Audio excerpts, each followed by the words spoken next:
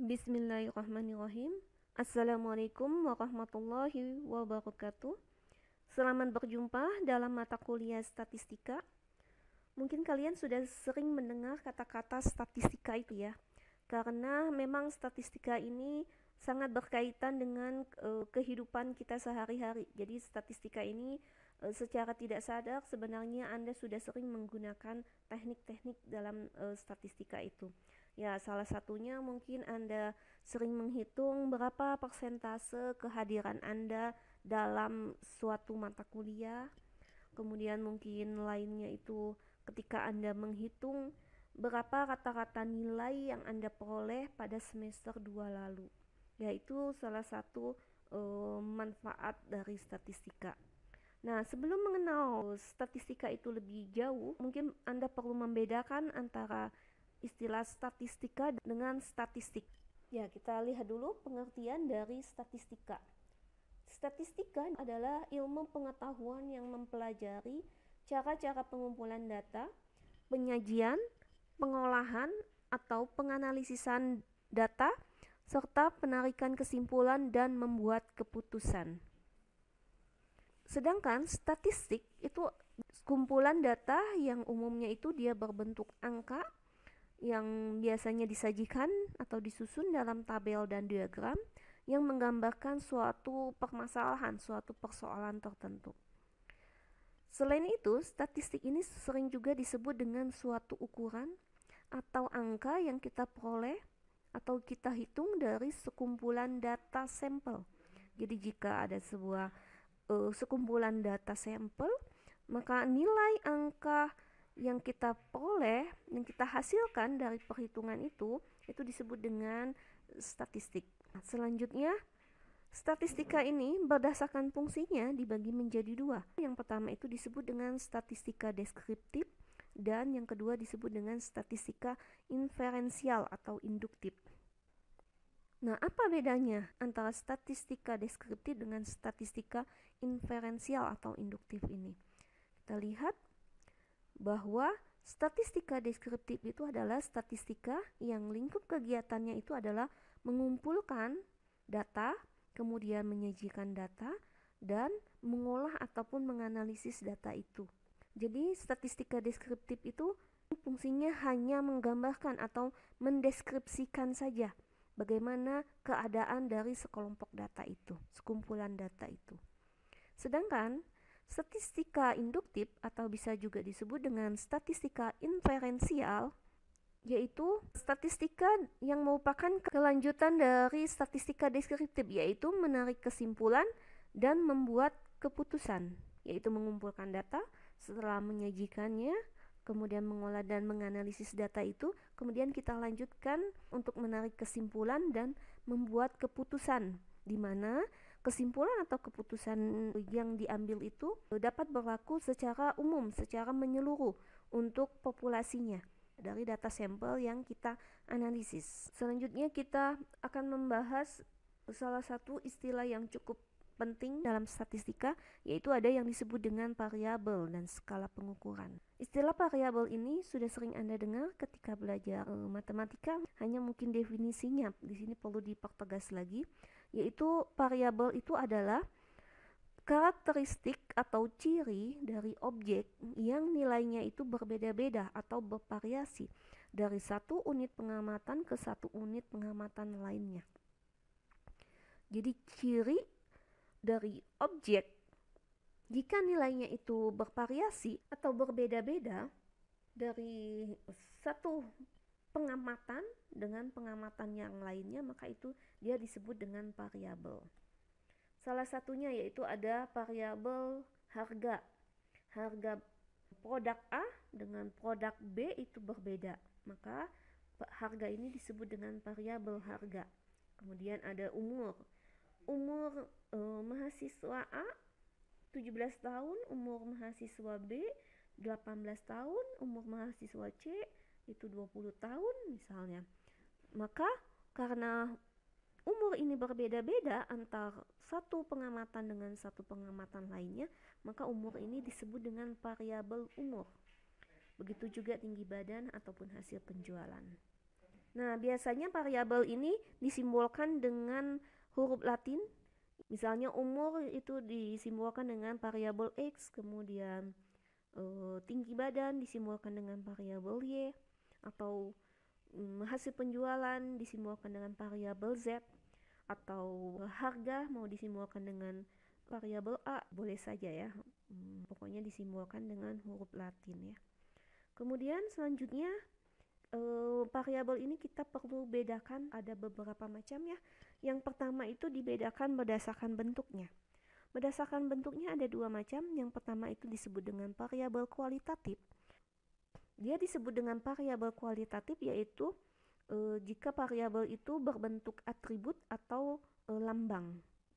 Contohnya variabel agama. Agama ini ada Islam, Kristen, dan seterusnya. Dia berupa lambang, dia bukan berupa angka, maka dia merupakan variabel kualitatif. Jenis kelamin, laki-laki, perempuan, dia berbentuk atribut, bukan berupa angka, maka dia disebut dengan variabel kualitatif. Kemudian yang kedua itu disebut dengan variabel kuantitatif. Dia disebut variabel kuantitatif apabila variabel itu dia berbentuk bilangan atau angka. Nah, variabel kuantitatif ini dibagi menjadi dua. Yang pertama disebut dengan variabel diskrit. Dia disebut variabel diskrit apabila diperoleh dari hasil menghitung.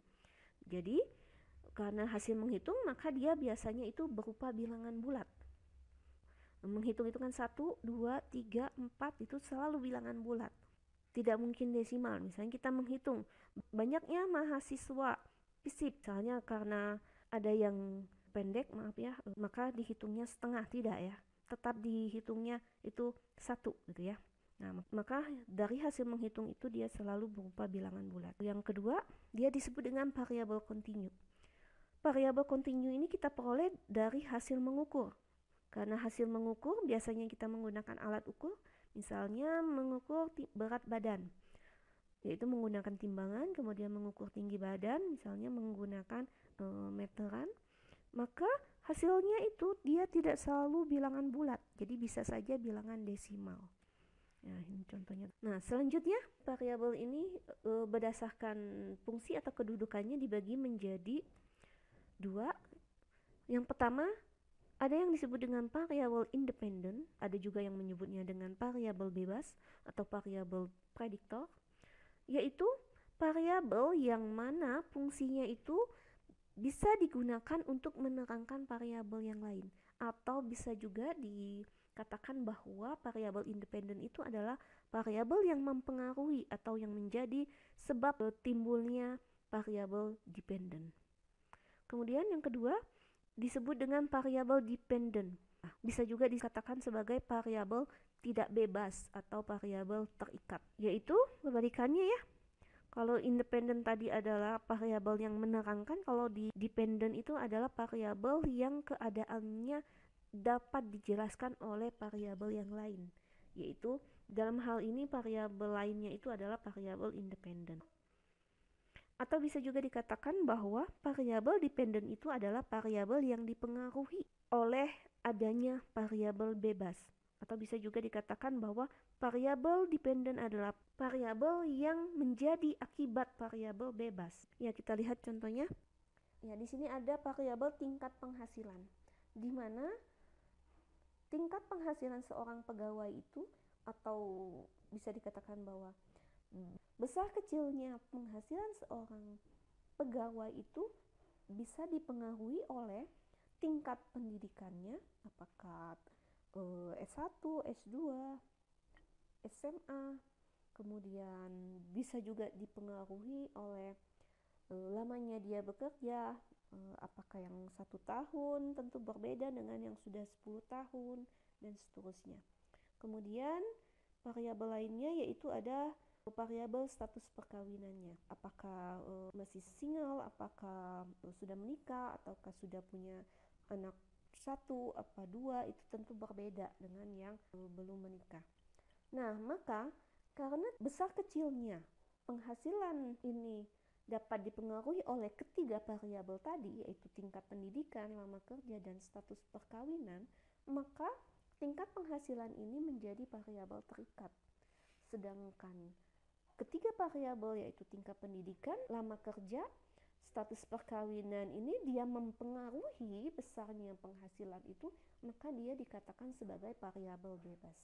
Selanjutnya, ada yang disebut dengan skala pengukuran. Skala pengukuran ini dibagi menjadi 4 macam. Yang pertama itu disebut dengan skala pengukuran nominal. Skala pengukuran nominal ini adalah skala pengukuran yang paling rendah, yang paling sederhana. Pada skala nominal ini, kita bisa membedakannya itu berdasarkan lambang, klasifikasi, golongan-golongan, atau berdasarkan kategori-kategori. Kalaupun ada angka, angka ini tidak mempunyai arti. Dia hanya sebagai simbol saja. Dan tentunya hukum aritmatika tidak berlaku di sini. Jadi tidak berlaku tambah, kurang, kali, bagi, gitu ya.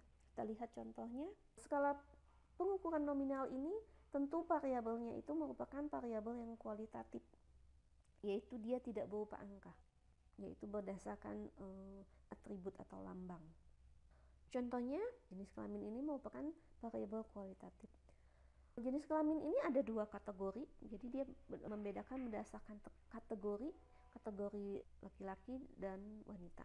Begitu juga dengan agama Islam, agama Kristen, dan seterusnya. Dia membedakan hanya berdasarkan kategori atau berdasarkan lambang saja. Nah, kalaupun kita beri angka di sini, misalnya pria itu kita kasih angka 1, wanita kita kasih angka 0. Nah, angka 1 ini bukan berarti bahwa pria lebih besar daripada wanita. Begitu juga agama, misalnya agama Islam 1, agama Kristen 2. Bukan berarti angka 2 lebih besar dari angka 1. Tapi angka ini hanya menunjukkan simbol saja, yaitu bahwa angka 1 itu menunjukkan bahwa dia laki-laki, dan angka 0 itu menunjukkan dia perempuan, gitu ya. Dan tidak berlaku hukum aritmatika, maka tidak bisa 1 ditambah 0 maka sama dengan 1. Kemudian skala pengukuran yang kedua yaitu disebut dengan skala pengukuran ordinal. Skala pengukuran ordinal ini sudah lebih tinggi daripada skala pengukuran nominal, yaitu skala ordinal ini adalah skala pengukuran yang mana pengklasifikasiannya itu berdasarkan urutan peringkat atau jenjang, di mana dalam hal ini urutan kode angka itu sudah mempunyai arti. Jadi sudah ada jenjangnya. Skala pengukuran ordinal ini dia juga masih berupa variabel kualitatif ya, makanya dia masih berupa atribut atau lambang. Hanya bedanya dengan nominal, di ordinal ini sudah ada tingkatan, sudah ada jenjangnya. Oleh karena itu, angka di sini sudah menunjukkan ada artinya, bahwa angka yang besar itu menunjukkan tingkatan yang lebih tinggi. Ya, contohnya tingkat pendidikan.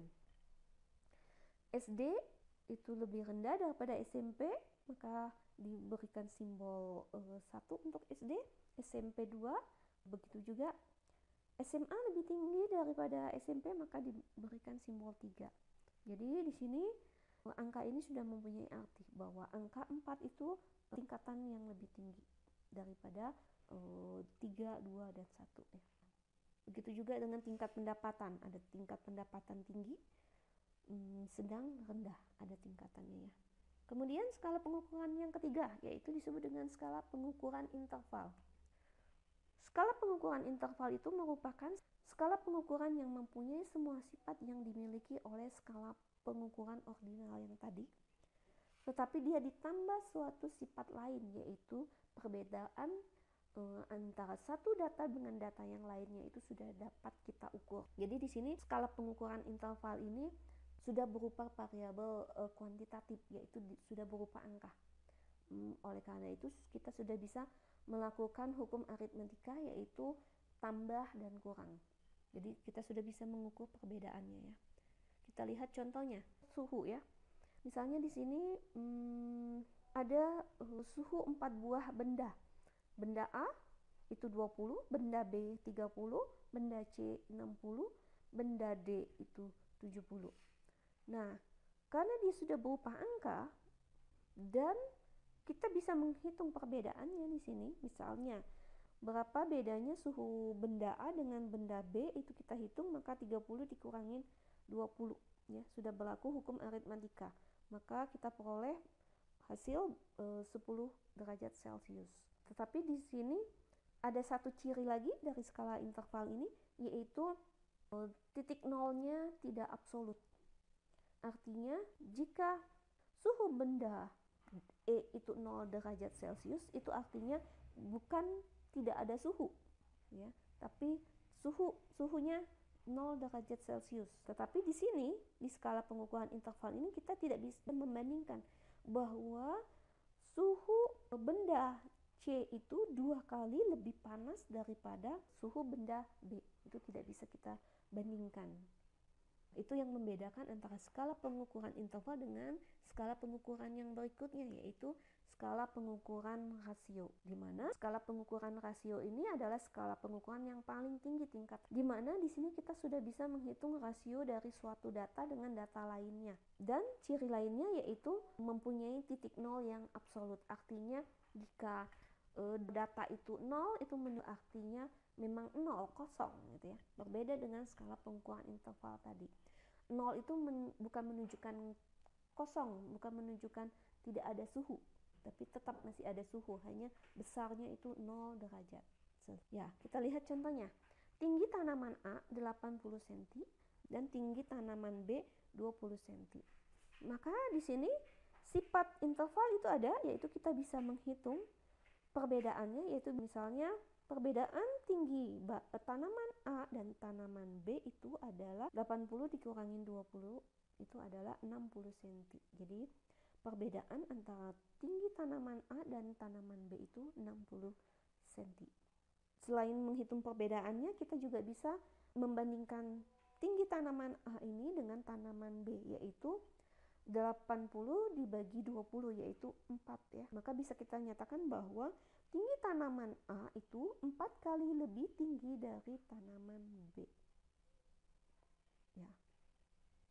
Dan tadi ciri lainnya yaitu mempunyai titik nol yang absolut. Jadi jika tinggi tanaman C itu 0 cm, itu artinya memang ketinggiannya belum ada 0 gitu ya, memang kosong ketinggiannya. Itu arti dari titik nol yang absolut. Selanjutnya, materi yang terakhir yang perlu kita bahas mengenai aturan pembulatan bilangan untuk menganalisis data. Yang pertama mungkin Anda sudah mengenalnya, yaitu disebut dengan pembulatan ke bawah. Pembulatan ke bawah ini kita lakukan apabila angka terkiri yang harus dihilangkan itu adalah angka yang lebih kecil dari 5. Maka angka terkanan dari angka yang mendahulunya itu tetap. Kita lihat contohnya. Di sini ada angka 27,824325. Apabila kita ingin membulatkannya menjadi 3 desimal, maka 3 desimal berarti 3 angka di belakang koma. Kita lihat di sini 3 angka itu adalah sampai 4 ya, 824. Sampai sini. Kita lihat di sini angka terkirinya, maka angka yang akan dihilangkan itu mulai dari 3 dan seterusnya sini ya. Ke sini itu akan kita hilangkan. Nah, karena angka terkiri yang akan kita hilangkan ini adalah lebih kecil dari 5 ya. Angka 3 itu lebih kecil dari 5, maka angka tekanannya yaitu angka 4 ini karena lebih kecil dari 5, maka angka tekanannya ini adalah tetap. Ya, jadi angka yang mendahului angka 3 ini yaitu 4, ini tetap. Maka hasilnya adalah 27,824. Kemudian aturan pembulatan bilangan yang kedua yaitu disebut dengan pembulatan ke atas. Pembulatan ke atas ini kita lakukan apabila angka terkiri yang harus dihilangkan itu adalah angka yang lebih besar dari 5 atau angka 5 diikuti oleh angka-angka yang bukan 0, maka angka tekanan dari yang mendahulunya bertambah 1. Ini ya kata-kata yang perlu digarisbawahi, lebih besar dari 5 atau di belakang angka 5 itu adalah angka-angka yang bukan 0, maka dia ditambah 1 ya. Kita lihat contohnya. Di sini 36,51. Nah, apabila kita ingin membulatkannya hingga satuan, artinya bahwa kita akan membulatkannya menjadi bilangan bulat ya. Atau dengan kata lain 0 angka di belakang koma. Maka kita akan menghilangkan angka 5 dan seterusnya ya, 5 dan 1. Jadi ini angka yang akan kita hilangkan ini. Kita lihat angka yang terkiri dari yang hilangkan ini yaitu angka 5, ini angka 5. Ini syaratnya diikuti oleh angka yang bukan 0. Ya, angka 5 ini diikuti oleh angka 1. Ya. Maka dia berlaku pembulatan ke atas. Yaitu angka tekanan yang mendahulinya itu bertambah 1. Jadi angka tekanannya yaitu angka 6 ini ditambah 1, yaitu kita peroleh hasil pembulatan yaitu 37. Selanjutnya aturan pembulatan yang ketiga yaitu disebut dengan pembulatan genap terdekat. Pembulatan genap terdekat ini kita lakukan apabila angka terkiri yang harus dihilangkan itu adalah angka 5 saja atau angka 5 yang diikuti oleh angka-angka 0. Maka angka tekanan yang mendahulinya tetap jika angka tersebut genap. Dan ditambah 1 jika angka tersebut ganjil. Kita lihat contohnya. 75,2500. Kita akan membulatkannya hingga 1 desimal. Kalau 1 desimal berarti satu angka di belakang koma. Artinya kita akan membuang yang ini. 500 ini akan kita buang. Nah, karena angka 5 ini diikutin oleh angka 00, maka di sini berlaku aturan pembulatan genap terdekat, di mana kita lihat angka tekanan yang mendahulinya itu di sini adalah angka 2. Angka 2 ini adalah angka genap ya. Karena angka genap, maka dia tetap ya. Kalau genap dia tetap, maka di sini tetap. Maka hasil pembulatan itu adalah 75,2. Kita lihat contoh lainnya, yaitu misalnya 75,35 akan dibulatkan hingga 1 desimal juga, yaitu satu angka di belakang koma. Maka angka 5 ini akan kita buang. Karena di sini angka yang akan dihilangkan itu angka 5 saja, maka berlaku aturan pembulatan genap terdekat. Yaitu kita lihat di sini angka yang di depan angka 5 ini itu adalah angka 3. Di mana angka 3 ini adalah bilangan ganjil. Karena dia ganjil, maka ditambah 1. Atau dengan kata lain, karena dia ganjil maka harus digenapkan ya. Jadi hasil yang kita peroleh yaitu 75,4. Demikian pembahasan kita kali ini. Wassalamualaikum warahmatullahi wabarakatuh.